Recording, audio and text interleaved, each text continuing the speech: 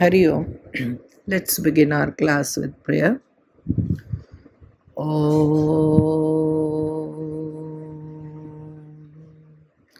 वसुदेवसुतं देवं कंसचाणूरमर्दनं देवकी परमानन्दं कृष्णं वन्दे जगद्गुरुं गुरुर्ब्रह्मा गुरुर्विष्णु गुरुर्देवो महेश्वर गुरु साक्षात् परब्रह्म तस्मै श्रीगुरवे नमः। तस्मै श्रीगुरवे नमः। ॐ शान्ति शान्ति शान्ति।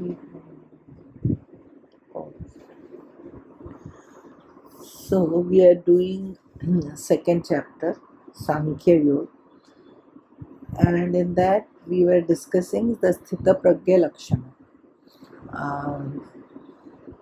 the central teaching of Bhagavad Gita about the ज्ञानी, about the स्थित प्रज्ञा, जीवन मुक्त।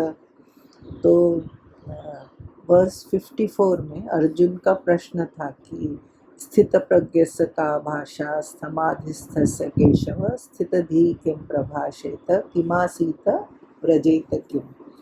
तो इस अर्जुन के प्रश्न के उत्तर में भगवान ने बताना शुरू किया कि वह स्थित प्रज्ञ या स्थितधि पुरुष कौन है, कैसा है, उसके लक्षण क्या है। तो पिछली बार हमने वर्स 55, 56, 57 किया था।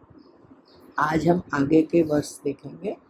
तो अभी हम वर्स 58 सेकेंड चैप्टर सांख्य योग का 58 वर्स देखते हैं। यदा संहरते चायं कुर्मोऽङ्गानीव सर्वशः इन्द्रियाणीन्द्रियार्थेभ्यस्तस्य प्रज्ञा प्रतिष्ठिता। तो भगवान कह रहे हैं कि वो जो स्थित प्रज्ञ है उसके लक्षण को, अब वो अर्जुन का प्रश्न था वो व्यवहार कैसे करता है, वो बैठता कैसे, वो चलता कैसे, तो उसका उत्तर दे रहे हैं हाउ डज ही सिट। तो भगवान कह रहे हैं कछुआ अपने अंगों को जैसे समेट लेता है वैसे ही यह पुरुष जब सब ओर से अपनी इंद्रियों को इंद्रियों के विषयों से परावृत्त कर लेता है, मोड़ लेता है, तब उसकी बुद्धि स्थिर होती है। इंग्लिश मीनिंग देख लेते हैं। When just like a tortoise withdraws its limbs from all sides, yogi withdraws his senses from object, his intellect is steady. उसे हम स्थित प्रज्ञ कहते हैं। कछुआ का एग्जाम्पल दिया। हमारे मंदिरों में हम देखते हैं कि बाहर शिव जी का जो मंदिर होगा, गर्भगृह में शिव जी होंगे, बाहर कछुआ होता है और फिर बाहर नंदी होते हैं। तो ये जो कछुआ है ये इंद्रिय संयम का प्रतीक है। सब ओर से इंद्रियों को समेटकर परमात्मा में लगा लेना, और वो जो नंदी महाराज हैं वो धृति का, एकाग्रता का, एक सिंगल पॉइंटेड फोकस के साथ परमात्मा की ओर देख रहे हैं। ये सब हमें उसका सिग्निफिकेंस है। वो अलग बात है कि हम जाके फिर वो नंदी के कान में अपनी कामनाएं बोलते हैं और शायद भगवान पूरी भी करते होंगे, लेकिन यहाँ पे कछुआ का एग्जाम्पल दे रहे हैं उस ज्ञानी के व्यवहार के लिए। तो कछुआ क्या करता है, जब उसके ज़रूरत है तो वो अपने लिम्ब को बाहर निकालता है और अपना काम करता है, लेकिन जब उसको जरा वो खतरा महसूस होता है तो वो तुरंत अपने लिम्ब्स को सब समेट लेता है, और उसका जो आउटर शेल है वो बहुत स्ट्रॉन्ग है, तो उसके भीतर वो कर लेता है। इसी प्रकार ये जो ज्ञानी है इसका अपने इंद्रियों पे इतना सेल्फ कंट्रोल है, इतना ज़्यादा संयम है सारी इंद्रियों पे, क्योंकि सर्वशः कहा, किसी एक इंद्रिय की बात नहीं है, अपनी पांचों इंद्रियों पे, ज्ञान इंद्रिय और पांचों कर्म, उसका इतना कंट्रोल है कि जब उसको वो व्यवहार के लिए ज़रूरत है वो करता है, but there is no craving, there is no desire, और फिर वो उसको अपने में समेट लेता है। हमारा क्या होता है, हम तो जब विषय सामने नहीं है तब भी हमारा विषय चिंतन होता रहता है, और विषय आया, हमने उसका उपभोग किया, अब वो विषय उपस्थित नहीं है, सामने नहीं है, लेकिन फिर भी हम उसके बारे में सोच रहे हैं, अच्छा था, अच्छा था। तो ये इनका ऐसा नहीं है, इनका बहुत ज़्यादा अपने सभी इंद्रियों पे कंट्रोल है। So the first task is to get rid of the desire, है ना, which is the whole root of evil and suffering. And मतलब हमारे में इतनी वासनाएं हैं, इच्छाएं, तो जैसे ही बाहर विषय उपस्थित होता है हमारी इंद्रियां उनकी ओर दौड़ पड़ती हैं। So we must draw them back when they are inclined to rush out. वो जब बाहर जा रही हैं तब हमें उनको समझा के मोड़ना है, draw them away from their object, है ना, ऑब्जर्विंग द। तो ये जो प्रकृति में कार्य होता है, ये नेचुरल है कि जो इंद्रियां जो हैं वो अपने विषय की ओर आकर्षित होती हैं। लेकिन पुरुषार्थ क्या है, हमारा एफर्ट क्या होना चाहिए, जब ज़रूरी है तो विषय के साथ इंटरेक्ट हो, लेकिन जब ज़रूरी नहीं है तो हम उसको विड्रॉ कर सकें। जब हम गहरी नींद में होते हैं, सुषुप्ति में होते हैं, तब ये दुनिया नहीं होती। तो क्या नहीं होता, क्योंकि इंद्रियां जो हैं वो अपना काम नहीं कर रही, इंद्रियां सो गई हैं। तो इसी प्रकार वो जागृत में भी वो सुषुप्ति का ही अवस्था में रहता है, मतलब उसकी इंद्रियों पे इतना कंट्रोल है तो वो बाहर की ओर नहीं जाती। स्पिरिचुअल साधक के लिए ये इंद्रिय संयम बहुत बहुत इम्पोर्टेंट है, इसीलिए भगवान बार बार इसके बारे में बोलेंगे, एग्जाम्पल देंगे। इसे ना, ये जो इंद्रियों को अपने विषयों से मोड़ लेना, इसी को योग में प्रत्याहार कहते हैं, प्रत्याहार। तो जहाँ पे जो हमें अच्छा नहीं लगता, जैसे कहीं पे बहुत फाउल स्मेल है, बदबू है, तो वहाँ से हमारा नेचुरल प्रत्याहार हो जाता है, वहाँ हमको एफर्ट नहीं लेना पड़ता, हम तुरंत नाक पे कपड़ा रख लेंगे। समस्या किधर आती है, हमें जो चीज़ अच्छी लगती है उससे हम इंद्रियों को मोड़ना, परावृत्त करना, ये मुश्किल है, इससे प्रत्याहार करें। तो ज्ञानी के लिए क्या है, प्रारब्ध से जो विषय सामने आ गए वो उनसे व्यवहार कर लेता है, लेकिन फिर मन को विषयों से खींच लेता है ना? तो हमने वो कहानी पढ़ी है, उसमें आप लोग भी जानते होंगे, दो मंक हैं, उसमें एक सीनियर मंक है, एक नया नया मंक है। तो ये कहा जाता है कि भाई आपको इंद्रिय संयम करना है, इसका कांस्टेंट अभ्यास करना है। तो वो कर रहा है, वो जो जूनियर मंक है, और ये लोग जा रहे हैं तो एक छोटा सा स्ट्रीम आता है, तो वो स्ट्रीम क्रॉस करना है, तो वहाँ पे एक यंग लड़की है, वो स्ट्रीम क्रॉस नहीं कर पा रही है, तो जो सीनियर मंक है वो उसको उठा के स्ट्रीम क्रॉस करा देते हैं और फिर आगे बढ़ जाते हैं। तो ये लोग ऐसे चलते चलते चलते काफ़ी देर बाद वो जूनियर मंक के माइंड में कुछ खलबली मची हुई है, ही इज़ नॉट पीसफुल। तो उसके मन में आता है कि ये हम तो मंक हैं, हमको तो किसी स्त्री को छूना नहीं चाहिए, हमारे तो ये सीनियर मंक ने इसको उठा के उधर रख दिया, ये ठीक नहीं किया। तो फिर उससे रहा नहीं गया, तो उसने कहा, सर आज ना आपने जो किया ना, मुझे ऐसा लगता है वो ठीक नहीं था। मैंने क्या किया, क्या आपने वो स्ट्रीम क्रॉस कराया ना उस लड़की को, आपने उसको उठाया? ओह, तो सीनियर मंक ने कहा, अच्छा अच्छा, तुम अभी तक उसको उठाए हुए हो। मैंने तो उसको कब का छोड़ दिया।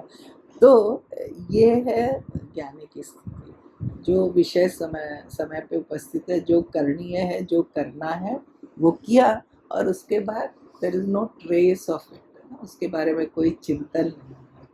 तो ये कैसे होता है, ये सेल्फ कंट्रोल की ही बात है। तो इसी विषय पे भगवान आगे कहते हैं। तो अब हम जब मंदिर जाएं और कछुआ देखें तो हमें ये इंद्रिय संयम का पाठ समझ में आना चाहिए। तो 59 देखते हैं, 59 में भगवान क्या कह रहे हैं। विषया विनिवर्तन्ते निराहारस्य देहिनः रसवर्जं रसोऽप्यस्य परं दृष्ट्वा निवर्तते। भगवान कह रहे हैं निराहारी देही पुरुष से विषय तो निवृत्त हो जाते हैं परंतु राग नहीं। परम तत्व को देखने पर इसका पुरुष का राग भी निवृत्त हो जाता है। हाँ, तो ये कह रहे हैं कि the objects turn away from the fasting individual, but their taste, the longing remains for the individual who has realized the absolute. The longing also turns up. तो ये है ना इनर आउटर एब्स्टेंस हम छोड़ दिए किसी चीज़ को, लेकिन इनर रिनंसिएशन की बात है, इन दोनों में फ़र्क है। तो भगवान यहाँ कह रहे हैं कि हम लोग मान लो हमने देही मतलब जो ये देह को अपना मानता है। जैसे धनी कौन है?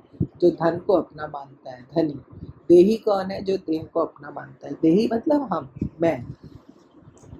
तो वो क्या करता है कि मान लो वो अपने सारे इंद्रियों के विषयों को उसने छोड़ दिया। विषया विनिवर्तन्ते निराहार से, निराहार हो गया। निराहारी मतलब फास्ट कर रहा है, उपवास कर रहा है, इंद्रियों का संयम है। लेकिन वो कैसा है? It is as per the because of the situation, not because that he is convinced of that. तो जैसे हम बीमार हो गए, या मान लो हम किसी को जेल जाना पड़ा, या मान लो कि घर में कोई शोक ट्रेजेडी हो गई, तो उस पीरियड में उतने समय के लिए हम अब थोड़ा डिसिप्लिन में आ जाते हैं और हम विषयों को छोड़ देते हैं। लेकिन ऐसे व्यक्ति का क्या वो लॉन्गिंग भी ख़त्म हो जाता है? जब वो पीरियड ख़त्म हुआ, जब हमारी बीमारी ठीक हो गई, या जब हम जेल से बाहर आ गए, जब हमारा शोक पीरियड ख़त्म हो गया, सुतक हो गया, उसके बाद क्या हम फिर वो विषयों की ओर आकर्षित नहीं होते? होते हैं। क्यों होते हैं? क्योंकि इनफैक्ट डबल फोर्स से होते हैं। हमने थोड़े दिन हमको कुछ खाने को नहीं मिला क्योंकि कोई इलनेस थी, डॉक्टर ने कहा परहेज करो, तो हमने किया शरीर के लिए, लेकिन जैसे ही बीमारी ख़त्म हुई हम उसको उस विषय पे टूट पड़ते हैं। क्यों? क्योंकि उसकी वासना हमें रह गई। वासना गई, क्रेविंग, रस, उसका जो लॉन्गिंग है वो रह गया, है ना। जैसे अब ये जो व्यक्ति है ना, इसके लिए कैसे है कि वो विषय उपस्थित नहीं है उसके लिए, लेकिन वो लॉन्गिंग भी नहीं है, उसकी याद भी नहीं आती विषयों की। लेकिन ये कब होता है? What is the condition? परम दृष्टवा। पर मतलब उस एब्सोल्यूट, उस परमात्मा, उस आत्मा के दर्शन से, क्योंकि वो आत्मदर्शन में सच्चिद आनंद स्वरूप है। वहाँ जाने पे फिर ये छोटे छोटे विषयों का, ये जुगनों की क्या बिसात सूर्य के सामने, तो उसका फिर याद भी नहीं आना, उसके लिए कोई लॉन्गिंग भी नहीं होना।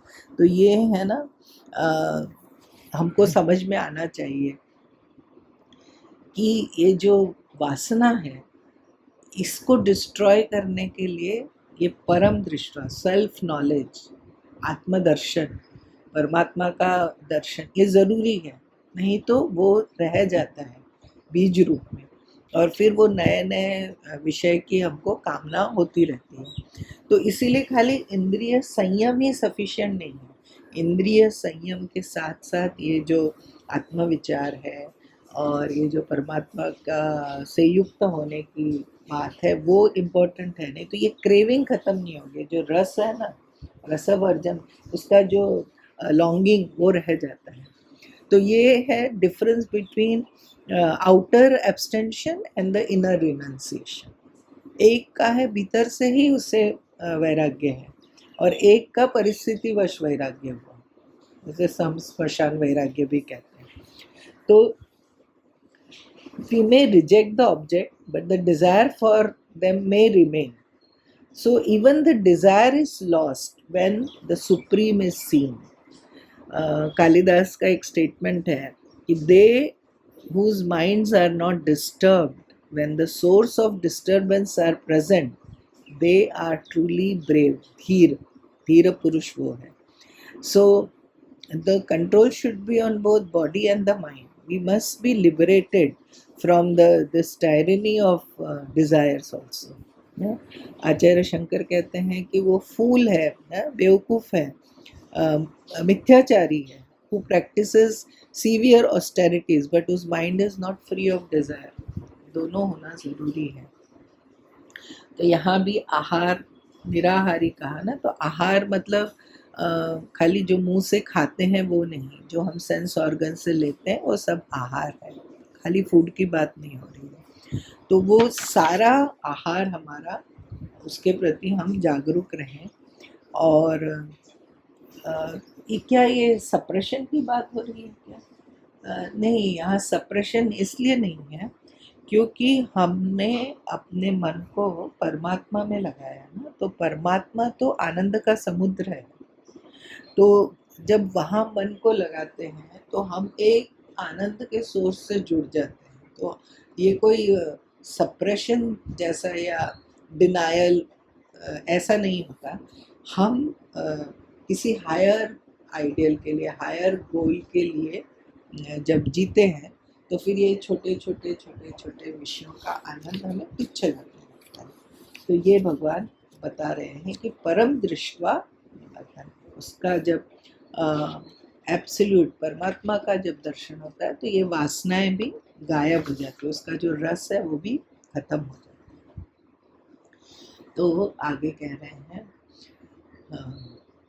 यततो ह्यपि कौन्तेय पुरुषस्य विपश्चितः इंद्रियाणि प्रमाथीनि हरन्ति प्रसवं मनः. ये है वर्स नंबर 60. अब ये जो इंद्रियां हैं, ये जो बाहर की ओर दौड़ती रहती हैं, इनका वेग और इनका ताकत कितनी ज़्यादा है उसके बारे में ये श्लोक है. एक अंत्य संयम का प्रयत्न करने वाले विवेकी पुरुष के भी मन को ये इंद्रियां बलपूर्वक हर लेती हैं. विपश्चित यानी विद्वान पुरुष, वाइस पर्सन. और इंद्रियाणि प्रमाथिनी हरंती प्रसभम, उसके मन को भी हर लेती. यततो यपि कौन्ते, ऐसा नहीं कि वो he is not striving, he is not trying. वो अपने मन को संयम करने का प्रयत्न कर रहा है, वो विवेकी भी है. लेकिन ऐसे पुरुष के भी इंद्रियां जो हैं, मन को ये इंद्रियां बलपूर्वक हर लेती हैं. इंग्लिश मीनिंग देखते हैं. For the senses are so turbulent that they forcibly seize the mind of even a wise individual who is who strives. तो इसमें मैसेज क्या है, भगवान क्या कहना चाह रहे हैं? भगवान कहना चाह रहे हैं कि जब आप अपने मन को इंद्रिय संयम कर रहे हैं, मन को परमात्मा में लगाने का प्रयास कर रहे हैं, तो इस एफर्ट में ढीलापन मत देना. ऑलवेज रिमेन अलर्ट, है ना. And never trust your mind. Don't under estimate the enemy. जैसे हमारे स्वामी जी कहते हैं ना, वृंदावन प्रेमानंद जी महाराज, कि बहुत दुष्ट है ये मन, बहुत दुष्ट है, इसके ऊपर कभी विश्वास नहीं करना. बिल्कुल सही बात है, ये शास्त्र कह रहा है. यततो यपि कौन्तेय पुरुषस्य विपश्चिता इंद्रियाणि प्रमाथीनि हरन्ति प्रसभं. तो हमारे शास्त्र में कई सारी कहानियाँ आती है ना. सौभरी ऋषि की कहानी है कि इतना ज़्यादा उनका संयम था, और बड़े तपस्वी ऋषि, और जल के अंदर, पानी के अंदर बैठ के घंटों प्राणायाम समाधि करते थे, समाधि का अभ्यास करते थे. और एक बार उन्होंने देख लिया the mating of the fishes, और वो देख के उनके मन में, अरे इसमें तो बड़ा आनंद है, तो मेरी भी पत्नी होनी चाहिए. अब ये विचार आते ही वो जल से बाहर निकले और सीधा पहुंच गए राजा के यहाँ. बड़े फेमस ऋषि थे. अब तो शरीर पे पूरा कीचड़ काई लगी है क्योंकि कई दिनों से जल में तपस्या कर रहे थे। अब वैसे ही रूप में वो पहुंच गया राजा के यहाँ और राजा से कहा कि राजा तुम्हारी बेटी से मुझे ब्याह करना है। राजा मना नहीं कर सकता क्योंकि वो बहुत ही बड़े ऋषि हैं, नाराज भी हो सकते हैं, श्राप दे सकते हैं। तो अब लेकिन ऐसे उनका रूप देख के वो थोड़ा घबरा गया कि इसको मैं अपनी बेटी कैसे दूंगा। उसने कहा महाराज ऐसा है कि आप कल आइए, स्वयंवर रखते हैं और मेरी बेटी ही आपको चूज कर लेगी तो मुझे कोई आपत्ति भी नहीं है। तो समझ गए सौभरी ऋषि। तो दूसरे दिन उन्होंने ऐसा वेश बनाया कि मतलब कोई मोस्ट हैंडसम पर्सन भी शर्मा जाए उनके सामने, एकदम ऐसा बन के आए। अब उनका जो रूप देखा तो राजा की शायद 50 कन्याएं थी। वो all 50 said that we want to marry this fellow। अब वो इतना उनका रूप ऐसा अट्रैक्टिव, शादी हो गई 50 वाइफ्स। सौभरी ऋषि तो सिद्ध महापुरुष, तो इतने सारे महल, इतने सारी स्त्रियां और एकदम वैभवपूर्ण जीवन और बड़े आराम से कटने लगा। बहुत सारे बच्चे हुए सब। कुछ वर्षों बाद सौभरी ऋषि को ध्यान आया कि मैं करता क्या था, मेरा पास्ट क्या। तो उनको याद आया कि मैं तो इतना ध्यान में मग्न रहता था और मेरा तो पूरा समय परमात्मा चिंतन में जाता था। अब मैं वहाँ से कहाँ आ गया, कितना मैं डाइवर्ट हो गया और कितना मैं दूर आ गया परमात्मा से। ऐसा उनको ध्यान आया और फिर वो वापस अपने उसी रास्ते पे चले गए। तो ये सौभरी ऋषि की कहानी है। इतना सिद्ध महापुरुष, लेकिन एक दृश्य उसने देखा और उसका मन वहाँ पे अटक गया। तो भगवान इस श्लोक में कह रहे हैं कि कोई ज्ञानी भी है और वो really sincerely, not fake, really try कर रहा है अपने मन को कंट्रोल करने का, फिर भी उसको ही हैज टू बी केयरफुल। इंद्रियों को विषय से दूर रखो, मतलब डोंट बी ओवर कॉन्फिडेंट कि now I have total self control. एक इंद्रियों का, माया का इफेक्ट बहुत पावरफुल है, पुल जो है वो बहुत पावरफुल है। तो ऐसी एक कहानी आती है कि व्यास जी ने भागवत में एक श्लोक लिखा, बलवद इंद्रिय ग्रामम विद्वान समपि कर्षति। तो उनका शिष्य था जैमिनी ऋषि। तो उन्होंने कहा कि महाराज व्यास जी, गुरु जी आपने ये जो लिखा ना, आई थिंक उसमें थोड़ा मिस्टेक है। बलवद इंद्रिय ग्रामम विद्वान समपि कर्षति। आपने कहा कि ये इंद्रियां इतनी बलवान है कि विद्वान को भी खींच लेती हैं। उधर ना आप अविद्वान, मतलब मूर्ख तो समझ में आता है, विद्वान को कैसे इंद्रियां खींच लेती हैं। I don't agree, I think you should change it. Vyas ji ने कहा ठीक है मैं कर दूंगा चेंज। अब शाम को जैमिनी जी अपनी कुटिया में बैठ के ध्यान कर रहे थे, बारिश हो रही। अब एक लेडी जो है उसके सिर पे बोझ है, वो लकड़ी वकड़ी का गट्ठर है और चेहरा ढका है और उसके फिगर से पता चल रहा है यंग लेडी है और वो शेल्टर ले रही है बाहर बारिश से बचने के लिए। अब इन्होंने देखा जैमिनी ऋषि ने, तो उन्होंने उससे कहा कि अरे बाहर भीग रही हो, अंदर आ जाओ। वो मना करती है लेकिन फिर उसको बहुत आग्रह करते हैं तो वो अंदर आ जाती है। अब अंदर आती है, थोड़ी बातचीत होती है, अब प्रपोजल कर देते हैं I want to marry you. तो शी सेड दैट मेरी एक कंडीशन है ना, मुझे कंधे पे उठा के गांव के बीच में एक मंदिर है वहाँ पे ले जाना पड़ेगा आपको। अगर आप ऐसा करते हैं तो मैं सोचूंगी। तो ही सेड हाँ मैं तो करता, ये इतना तो कर सकता हूँ। तो जैसे ही उसको गोद में उठाने के लिए बढ़े तो वो बोलती है कि अरे घूंघट तो हटाइए। घूंघट हटाया तो वो व्यास जी थे व्यास जी तो व्यास जी ने पूछा जैमिनी से, जैमिनी मैंने जो श्लोक लिखा बलवद इंद्रिय ग्रामम विद्वान समपि कर्षति, उसको बदलना है क्या? बोले नहीं महाराज आपकी बात बिल्कुल ठीक है, कि विद्वान को भी सिचुएशन में अगर वो ऐसी आ गई तो इंद्रियां जो है वो खींच सकती हैं, इसीलिए we have to be very careful and it's a lifelong sadhana, है ना। जैसे पानी का स्वभाव है नीचे की ओर जाता है, ऐसे मन का स्वभाव है वो हमको भी नीचे की ओर ले जाता है।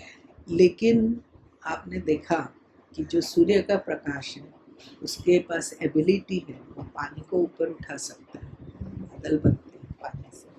इसी प्रकार ये जो परमात्मा का ग्रेस है, परमात्मा की कृपा है, उससे हमारा ये मन जो इसका नेचुरल स्वभाव है नीचे की ओर ले जाना, हमें उठाकर परमात्मा की ओर ले जा सकता है।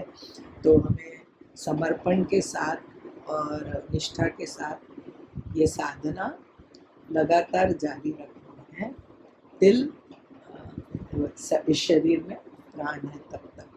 तो वो भगवान एक वार्निंग दे रहे हैं कि don't underestimate your enemy and remain alert. साधना करते वक्त अपने मन पे ध्यान रखो।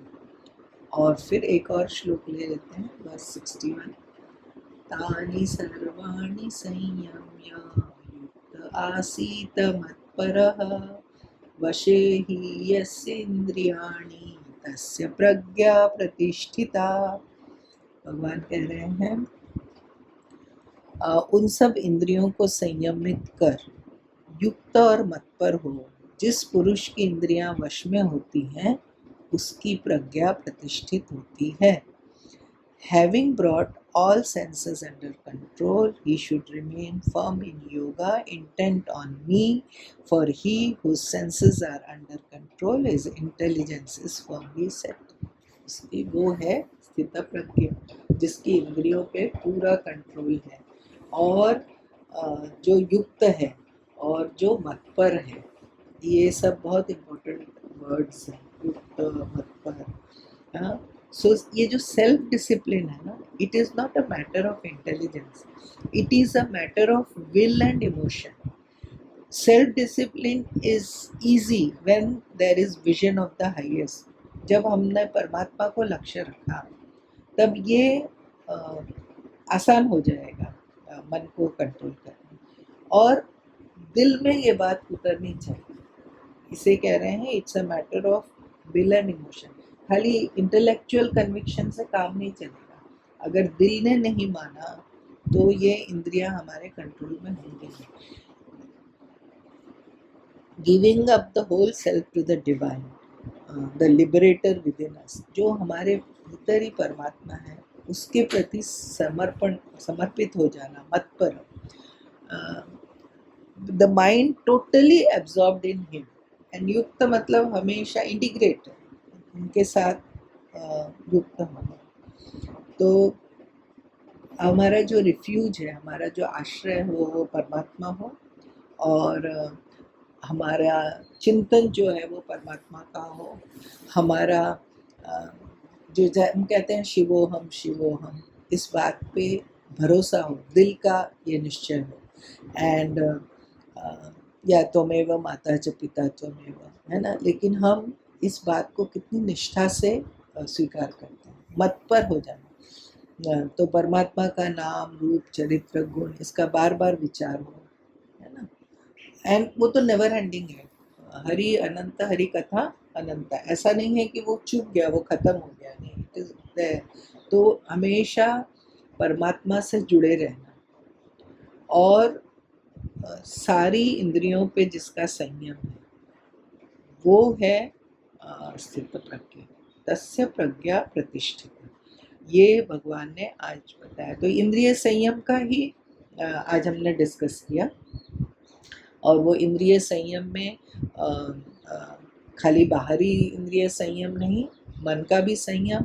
फिर भगवान ने हमें वार्न भी किया कि आप इस साधना में कभी रिलैक्स मत हो जाना, क्योंकि ये आपकी कभी भी मन जो है वो बाहर आपको खींच के ले जा सकता है, डोंट ट्रस्ट इट। और उसके बाद उन्होंने कहा कि युक्त हो जाओ, मतपर हो जाओ, और फिर पूरी इंद्रियों पर संयम होगा। ऐसा जिसका होता है उसे हम कह रहे हैं स्थित प्रज्ञा। अब अगले क्लास में बहुत इम्पोर्टेंट वर्स 60 to 63, जिसे हम लेडर ऑफ फॉल कहते हैं, कि एक विचार, एक गलत विचार हमें किस प्रकार नष्ट कर सकता है, उसका जिक्र है 60 to 63 में, जो हम अपनी अगली क्लास में देखेंगे। ओम पूर्णमदः पूर्णमिदं पूर्णात् पूर्णमुदच्यते पूर्णस्य पूर्णमादाय पूर्णमेवावशिष्यते। शङ्करं शङ्कराचार्यं केशवं बादरायणं सूत्रभाष्यकृतौ वन्दे भगवन्तौ पुनः पुनः। ईश्वरो गुरुरात्मेति मूर्तिभेदविभागिने व्योमवद्व्याप्तदेहाय दक्षिणामूर्तये नमः। ओम शांति शांति शांति। ओम श्री कृष्णार्पणमस्तु। ओम।